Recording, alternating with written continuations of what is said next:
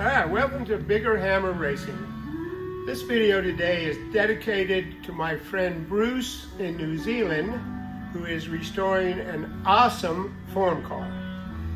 He has asked me how you get camber, negative camber in your front spindles, because stock was basically zero.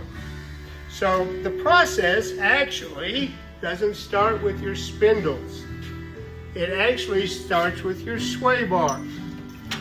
I use the sway bar in the top beam, and I make them adjustable with a stud. And I use a flattened pin to tighten it. Notice these? Everybody uses some kind of a brass or aluminum or steel spacer.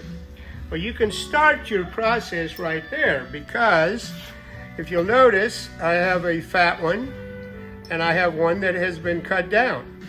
The thinner the spacer you use, and then you pull it tight and lock it down, what you've already done, you have already moved this point and this point closer together. So you've already got a little bit of negative camber before we even touch the spindles. Okay, now we're going to move to the spindles. Everything has to be free.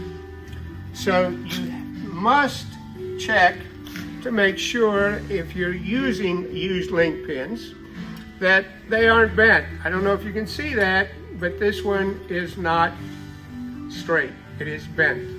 But I want to use this one because one of the things that I do when I start this process is the carrier.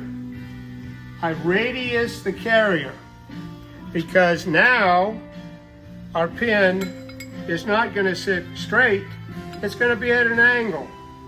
And so everything must be radiused, including we shave down the head of the link pin. Notice the distance there. This is a prepared link pin, so that when it's in there, it is not rubbing up against the side. Now, so we've got our link pins. We've made sure the link pins slide through the trailing arms free. Now we install our offset bushings. And here I have a set of stock bushings and a set of offset bushings. And notice the offsets are very thin on one side and wide on the other. They cost about $100 US. And I can get them for you if you don't have them locally. So anyway, now you install them, and there's instructions that come with them that show you the right way. But I always check myself when I put them in. I make sure that when I put them in, that I got something like this, not that. Okay, so now we have our bushings in. Now we're going to do our shims. I believe the manual calls for 3 and 5 and 5 and 3. That's for 0. What I use is 15 shims, and on the inside at the bottom, and 1 on the outside. Now, let me show you what I do to the shims. You can put them on a lathe. This is a stock shim. This is our modified shim. And it's for the same reason. It's to make sure that once we have our offset in there, that we have no bind. So, now I have my prepared link pin, spacers, shims. 15 on the inside at the bottom, 1 on the outside. Then, because we're leaning over so much, our link pin, our worm groove here, is not in the right place. So we have to use some on the outside to take up room. So I usually typically start with 6 on the outside at the top and 1 on the inside. So now I've got my spindles going like this.